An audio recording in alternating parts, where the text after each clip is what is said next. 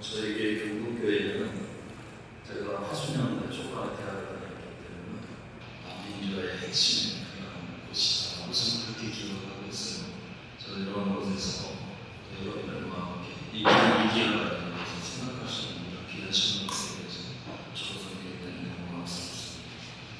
오늘 기후제약 어떻게 넘을 것인가 이런 주제인데 내가 기후위기라고 하는 것이 어떻게 일어났으면 지금 어떻게 진행이 되고 있고 또 이러한 위험을 갖다가 우리가 어떻게 막아야 하는가 이야기를 함께 나눠보고자 합니다.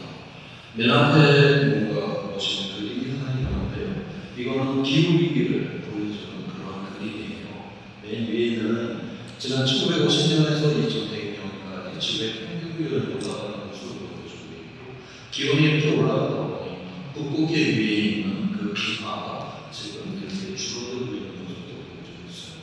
그 다음에 이산화탄소 농도가 많이 늘어나니까 이 이산화탄소가 바닷속에 이렇게 흡수가 됩니다. 그럼 탄산성분이 이제 커져가지고 산소농도가 이제 커지는 모습을 보여주고 있고요. 그 다음에 기온이 올라가니까 해수면이 이제 또 올라가는 모습을 보여주고 있어요.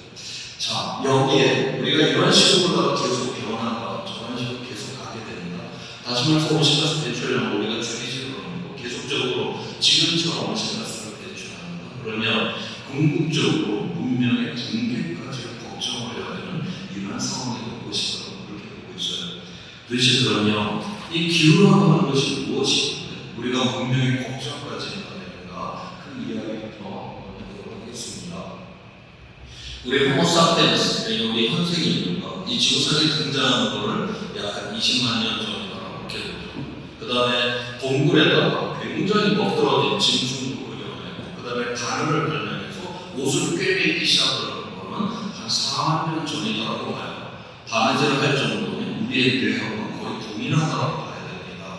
자, 그런데 우리 신석기, 그러니까 농업을 시작하는 건 고작 1000년 전의 일이에요. 오늘날 우리 인류는 몇십 년 만에 온 세상을 갖다 다 바꿔내는 이러한 존재들입니다.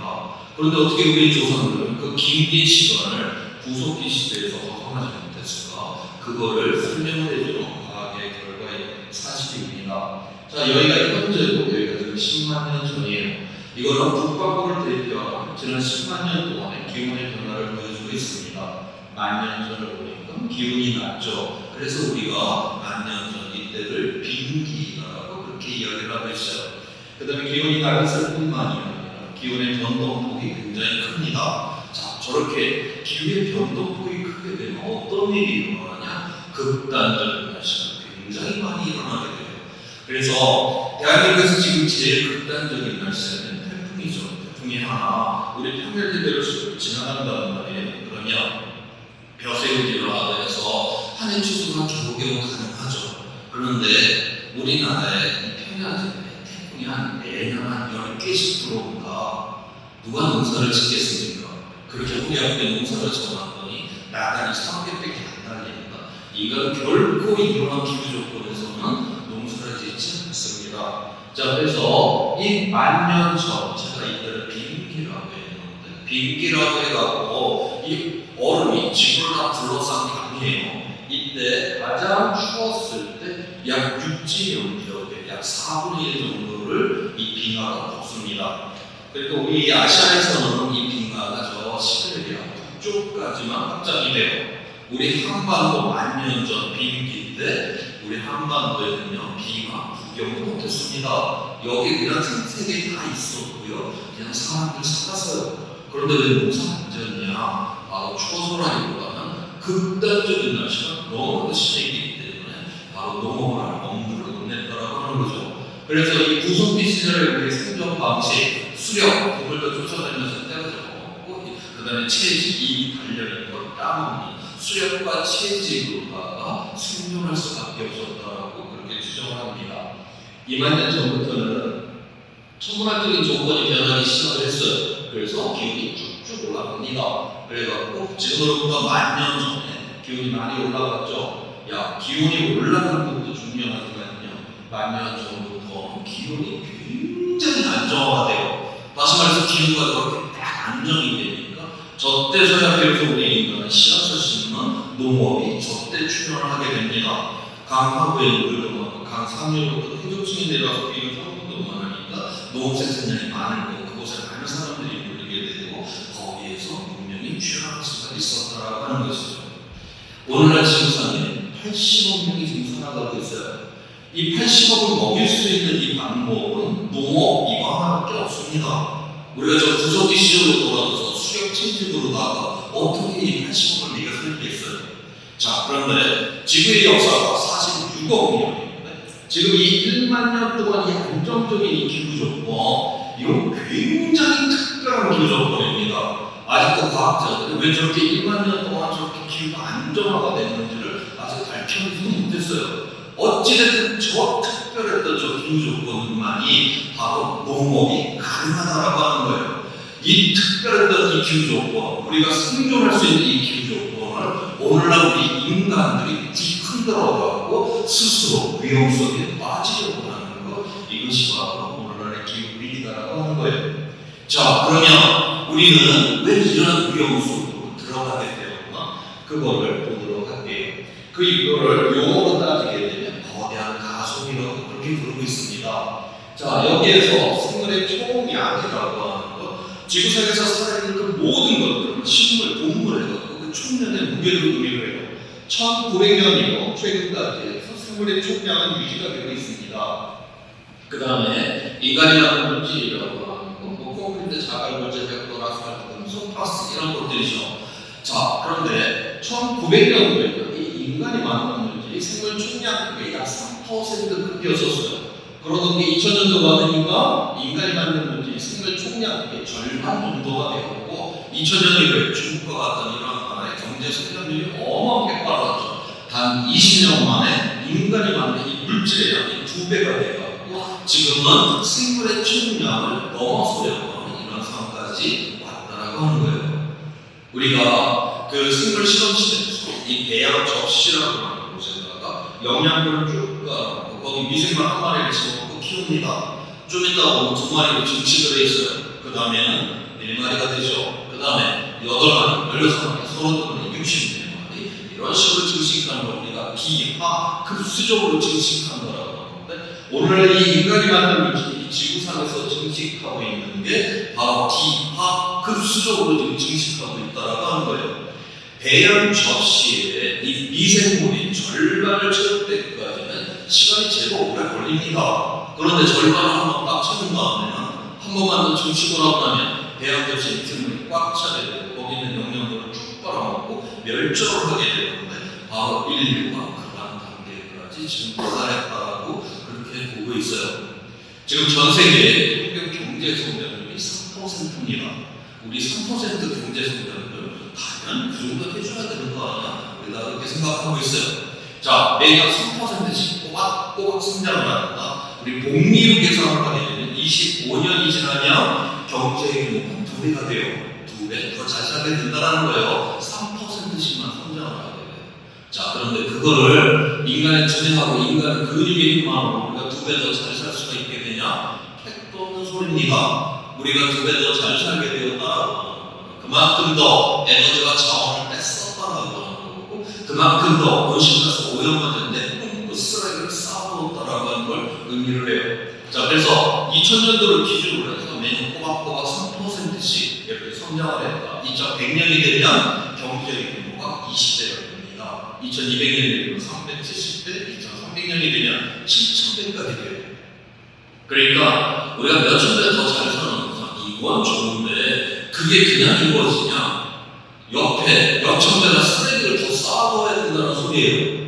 어떤 면에서 우리는 결코 도달할 수 없는 그 망상을 향해서 우리 인류가 지금 대달려가고 있다라고 하는 것을 우리가 여기서 알 수가 있는 것입니다. 바로 이것이 오늘날 위기의 본질, 이 거대한 가속이라고 하는 게 위기의 본질이라고 하는 것이. 자, 그리고 그 위기에서 우리가 오늘날 멸종이 엄청나게 일어나는 생물의 총량이 줄지를 않아요. 계속 유지가 됩니다. 저건 또 뭔 이야기입니까? 한번 살펴보도록 할게요. 지금 만 년 전에 농업을 하려고 시작할 그 무렵에 이 육지 위에 있는 동물 중에서 인간이 차지하는 비중은 1%였어요. 야생 동물 동물은 99%였습니다. 자, 그런데 오늘 80억이라고 하는 인간의 무게가 육지인 동물 중에서 얼마나 차지를 하냐면 34%예요. 그 다음에 우리가 고기하고 고기를 얻기 위해서 키우고 있는 가축이 62%를 차지를 합니다. 지금 야생에는 고작 4%밖에 남아있지 않아요. 동물만 이러냐? 우리가 지금 보고 있는 그 논과 밭, 그게 수천 년 전으로 돌아가서 생각을 해봐요. 거기는 다양한 식물들이 가득했겠죠. 그런데 지금은 오직 우리 인간만을 위해서 하나의 작물로다가는 이렇게 심어없습니다. 그렇기 때문에 이렇게 생물의 다양성이 어마어마하게 등계가 되고 있다고 하는 거예요. 오늘날 이 자연이라고 하는 게 바로 동물의 99%가 인간만을 존재를 하고 그걸 모과 또 오직 인간만을 존재를 한다. 하나님께서 과연 천국의 질서를 그렇게 만드셨을까? 저는 그렇다고 보진 않아요. 바로 여기에 이제 위기가 있다고 하는 것이고요. 자, 그래서 지금 이렇게 생물의 다양성은 생물이 지금 총유로 유지가 되고 있지만 바로 이 생물의 다양성은 어마어마하게 지금 빠르게 지금 붕괴가 지금 일어나고 있다라고 하는 겁니다. 우리가 벽돌 빼면서 벽돌을 쭉쭉 빼듯이 생명들이 지금 쭉쭉쭉 지금 멸종들이 되어 나가고 있어요. 언제가 요거 우리가 먹는 것도 아닌데 요거가 하나 빠져도 되겠지만 그 벽돌 하나 이렇게 빼는 순간 저 벽돌 쌓은 벽돌이 우욱하고 무너져 버리겠죠. 자, 그러면 저 생태계 제일 꼭대기에 바로 이미 인간이 있습니다. 생태계가 무너졌다. 그러면 바로 이제 인류가 멸종이 될 것이다라고 하는 이유가 바로 여기서 나오는 것이고, 그래서 여섯 번째 멸종이 된다라고 하면 바로 인간이다라고 하는 말이 여기에서 나오게 된 것입니다. 자, 그래서 결론적으로 우리가 해봤고, 옛날에는 인간이 만든 세상이 작았고 이 지구도 무지무지 컸어요. 그래서 이 작은 우리 인간의 세상 안에서 우리들끼리 뭐 지구 뽑고 전쟁을 일으키고 해도 이 지구가 컸기 때문에 이 인간의 세상을 보듬어 줄 수가 있었습니다. 그런데 지금 이게 어떻게 됐냐? 이 지구보다도 인간이 만든 세상이 더 커져버리려고 하는 이런 세상이 되어버렸다라고 하는 거죠. 지구는 물질 아닙니까? 물질은 뭐죠? 유한한 세상이에요. 그런데 우리는 이 유한한 이 지구에서 무한한 인간의 세상을 만들 수 있다라고 하는 그 망상을 갖고 우리는 지금 내달려가고 있다라고 하는 것이에요. 그러다가 진짜 이 지구의 물질적 유한성을 인간이 만든 세상이 지금 넘어서게 됐다라고 하는 겁니다. 자, 지금 물질적 유한성을 넘어서게 됐다. 이렇게 되면 어떤 일이 일어나냐? 그러면 지구가 주인으로 등장을 하게 될 것이다라고 그렇게 보고 있어요. 그래서 우리가 숨쉬는 공기, 마시는 물, 먹는 식량, 우리의 삶의 거주지가 지구로부터 공격을 받게 되는 이런 상황, 이거를 바로 오늘날 지구 위기다라고 부르고 있고, 그 대표적인 현상이 바로 기후 위기를 통해서 드러나게 될 것이다라고 보는 것입니다. 자, 그래서 이제 기후 변화에 대한 이야기인데요. 이 그림은 지난 2000년 동안 지구의 평균 기온이 변화되는 모습이고, 여기 검은 실선은 이산화탄소의 농도입니다. 산업혁명 이전에 여기 280개, 그러니까 100만 개의 공기 분자 중에서 280개가 바로 이제 이산화탄소였었어요. 그러는 게 지금 410개, 우리가 약간 130개를 지금 늘려놨습니다.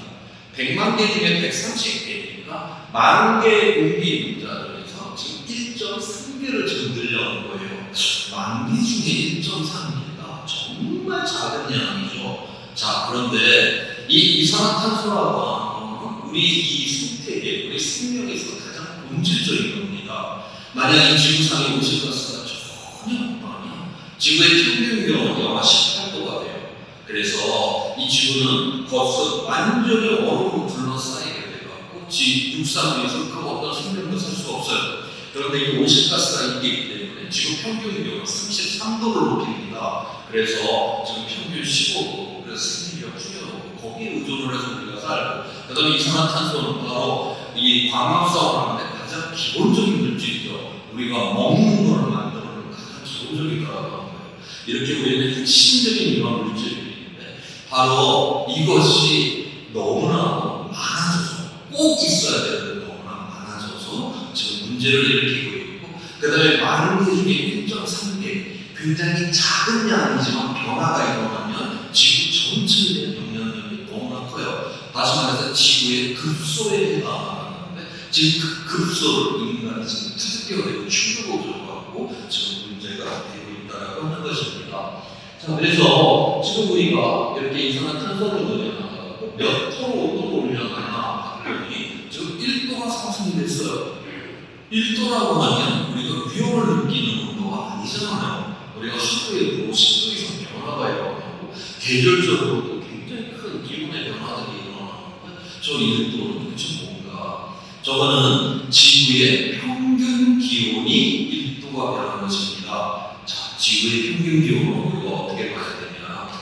앞서서 제가 비인기가 있었다고 했잖아요. 이거는 사람이 일으킨 게 아니죠. 자연 스스로 이렇게 비인기를 갖다가 오늘날 같은 이런 따뜻한 날씨로다가 또 자연이 이렇게 기온을 올려놓은 거예요. 이렇게 자연은 기온을 뭐 오르락내리락 자연 스스로 기후의 변화가 일어납니다. 자, 그래서 과학자들이 기온이 상승되었을 때 가장 빠른 속도, 자연에서 가장 빠른 속도를 갖다가 계산을 해보니까 1000년에 1도가 상승하는 게 자연에서는 가장 빠른 속도예요. 그런데 우리 사람들은 화석연료를 태워가고 온실가스 농도를 늘려서 100년 만에 지금 1도로 상승을 시켰습니다. 그러니까 자연에서 가장 빠른 속도보다 지금 10배가 빠르게 기온을 변화시키고 있다고 하는 거예요. 제가 앞서서 1000년 전에 비행기인데 여기서 왜 농업을 못했냐, 추워서라기보다는 그때 기온의 변화가 크기 때문에, 다시 말해서 기후의 변화의 속도가 빠르게 되니까 극단적인 변수는 너무너무 많이 발생을 해서 농업을 할 수가 없었다고 했잖아요. 지금 자연보다도 10배가 빠르게 기온이 상승이 되니까 우리는 고작 1도밖에 상승되지 않았는데, 상승시키지 않았는데 1980년도에 전 세계적으로 극단적인 날씨가 약 한 250개 정도가 발생했습니다. 최근 800개를 돌파를 하고 있어요. 고작 1도밖에 변하지 않았지만 극단적인 날씨는 지금 3배 이상이나 지금 되었다라고 하는 거죠. 우리가 이런 식으로 계속 온실가스 배출하면 극단적인 날씨가 더욱더 빨리 증폭을 하게 되면서 결국 농업이 붕괴되고 하면서 결국 인류의 문명이 흔들게 될 것이다라고 예상을 하고 있는 것입니다. 지금까지는 제가 과거에서 이제 현재까지에 대한 이야기를 했고, 이제 미래에 대한 이야기를 해볼게요.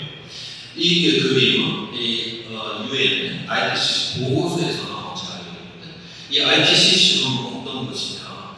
각 나라의 기후과학자들이 보입니다. 이 사람들이 모여갖고 새로 연구를 하지 않아요. 이미 이러한 학술 논문집에 발표된 논문 중에서 가장 핵심적인 논문들을 골라내는 작업을 해요. 그래서 거기 있는 그런 문장들을 갖고 보고서를 만들어냅니다. 보고서가 완성이 된 다음에는 각 정부에다가 그걸 다 보내갖고 거기서도 다 합의를 거치게 해갖고 나오게 되는 그런 보고서예요.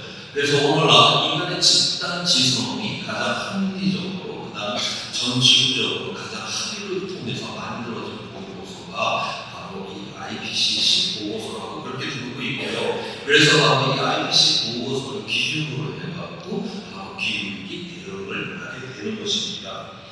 이 그림은 1950년도에서 2100년까지 지구의 평균 기온의 변화를 보여주고 있는데, 2015년 이전, 과거에서 현재까지의 변화, 2100년까지를 보니까 미래 기후가 하루가 아니라 여러 개로 나옵니다. 왜 여러 개로 나오냐? 이제는 우리 인간은 이미 자연보다도 10배나 빠르게 기후변화를 일으키고, 기후를 변화시키고 있잖아요. 그러니까 자연이 미래를 결정 못해요. 이제는 뭐가 결정을 하냐? 우리 인간이 어떤 세상을 만드느냐에 따라서 온실가스 배출량이 달라지게 될 것이고, 거기에 따라서 미래의 기후가 결정이 난다. 그래서 이제 미래의 기후는 바로 자연이 아니라 바로 인간, 바로 우리에 의해서 미래의 기후가 결정이 난다라고 하는 것이에요. 그런데 우리가 미래에 어떤 세상을 만들는지 모르잖아요. 그래서 미래를 여러 가지 이제 시나리오를 갖다 놓고 이제 예상을 하는 그러한 결과입니다. 이번에 IPC 6차 보고서의 미래 시나리오를 SSP 시나리오라고 그렇게 부르고 있어요. 여기서 SSP5라고 하는 이 시나리오는 지금보다도 경제 성장을 훨씬 더 가속화시키는 이러한 세상을 의미를 하게 됩니다. 그럴 경우에 금세기 말에 지구 평균 기온은 5도까지 올라가게 될 것이다라고 예상하고 있어요. 그 다음 여기 SSP3 시나리오는 현재 추세로 온실가스 배출량을 계속 따라가는 경우 현재 세상은 어떤 세상이냐? 나라 간의 경쟁이 굉장히 심하죠. 우리 사회 안에서도 경쟁이 굉장히 심하죠. 각자 도생으로 살겠다라고 날뛰는 이러한 세상, 이러한 분열적인 이러한 세상을 우리가 계속 살아가게 된다라고 하면 금세기 말에 지구 평균 기온이 4도까지 올라가게 될 것이다라고 전망합니다. 그 다음에 여기 SSP2 시나리오를 우리가 중간 시나리오라고 그렇게 부르고 있는데 이건 뭐하고 가장 비슷하냐면 우리 2015년에 유엔에서 파리기후 협약을 맺어갖고 지구 평균 기온 상승을 2도 이내로 막기로 약속을 했어요. 여기는 대한민국을 비롯해서 전 세계 대부분의 나라가 다 가입을 했습니다. 가입을 하게 되면 꼭 해야 되는 게 하나가 있어요. 그거는 앞으로 우리나라는 이 기후위기를 막기 위해서 온실가스 배출량을 얼만큼 줄이겠습니다라고 하는 거를 국제적으로 약속을 하게끔 돼 있어요. 자, 그래서 우리나라를 비롯해서 전 세계 대부분의 나라들이 온실가스를 앞으로 얼만큼 줄이겠다 그렇게 약속을 했는데 그 약속된 양을 100% 다 실행을 했다라고 하면 그러면 지구 평균 기온 상승을 2도 이내로 막냐? 아니다라고 하는 거예요. 그거를 100% 다 실행을 해도 지구 평균 기온은 금세기 말에 약 3도까지 올라가게 될 것이다라고 보고 있습니다. 그러니까 지금 대한민국이 온실가스를 줄이겠다라고 약속한 것보다 더욱더 많이 줄이라고 하는 이러한 압박을 받게 될 거다라고 하는 거예요. 우리가 기후위기를 대응한다, 온실가스를 줄인다, 이건 대한민국 스스로 만든 과제가 아닙니다. 이건 유엔에서 전 세계 나라들이 합의를 해갖고 우리한테 지금 강제가 되고 있는 이러한 세상을 의미를 해요. 종종 보면 우리나라 언론이라든가 정치가들이 기후위기 대응 안 해도 되는 것처럼 그렇게 이야기를 하시는 분들이 있는데 정말 세상이 어떻게 돌아가는지 모르고 하는 소리입니다. 자, 국제적인 이러한 합의가 이루어졌을 뿐만이 아니라 바로 오늘날 주류 시장의 이 참여의 전제 조건이 바로 기후위기 대응을 요구를 하는 이러한 지금 세상이 되고 있잖아요. RE 100, 재생에너지 100%로 생산하지 않았으면 그런 물건 받지 않겠다. 며칠 전에 독일의 이런 BMW니 이런 회사들이 우리나라 이 자동차 부품 회사들이 화석연료 태워서 만든 물건이라고 계약을 안 해버리겠다. 지금 이렇게 지금 나온다라고 하는 것이죠. 그 다음에 탄소 국경 조정제도 니들이 그거 화석연료 태워갖고 그 물건 만들었지. 그러면 거기에 대해서 지금 관세를 지금 매기겠다라고 그렇게 이야기를 해요. 관세를 얻어맞으면 가격 경쟁력을 잃으면서 우리의 수출이 굉장히 지금 어렵게 되는 것이죠. 대한민국은 우리의 영토 안에서 식량, 자원, 에너지를 공급받을 수 있는 나라가 아닙니다. 우리는 세계 주류 시장에 적극적으로 참여를 해야지만이 바로 우리의 지금의 삶을 유지하고 발전시켜 나갈 수 있는 이러한 나라예요. 그런데 바로 이 세계 주류 시장의 참여의 전제 조건이 바로 기후위기 대응을 요구를 하는 이러한 세상이다라고 하는 거죠. 그래서 대한민국이 만약 이 기후위기를 제대로 대응을 못했다 그러면 우리는 기후위기 이전에 바로 경제 위기부터 찾아올 가능성이 대단히 높은 그러한 나라다라고 하는 것을 우리가 또한 여기서 알 수가 있는 것입니다. 자, 그 다음에 여기 SSP1 시나리오, 우리가 이거를 지속 가능한 미래라고 하는데 SSP1 1.9는 1.5도를 막는 것이고 SSP1 2.6 시나리오는 이제 지구 평균 기온 상승을 2도 이내로 이제 막는 것이에요. 우리가 1.5도 2도라고 하는 거 저걸 이제 막아야만 하는데 그럼 저걸 0에서 지금 출발을 하냐? 아니에요. 우리는 이미 1.1도를 이미 상승시켜놔 버렸습니다. 그러니까 절반 이상을 지금 먹고 들어와 있는 이러한 상태다라고 하는 거예요. 그만큼 우리에게는 지금 기회가 줄었다라고 하는 것을 여기서 이야기를 해주고 있어요. 여기에서 그러면 이 지구의 평균 기온이라고 하는 걸 한번 다시 살펴보도록 하겠습니다. 이 지구의 평균 기온은 우리 사람의 체온하고 좀 가장 비슷해요. 체온이 정상보다 한 1도 정도 높다. 그럼 머리가 띵하고 컨디션이 별로 안 좋습니다. 그래서 자기 몸의 이상 상태를 감지를 하게 돼요. 이 지구의 평균 기온이 이제 1도가 올랐다. 지금 전 세계 여기저기에서 간헐적으로 기후 위기가 지금 일어나고는 있습니다. 그렇지만 지금 지구 전체 차원에서는 아직 기후 위기가 본격적으로 일어나고 있다라고 보지는 않고 있어요. 지금 현재는 지구 전체 차원에서는 기후 위기를 감지를 하고 있는 이런 수준입니다.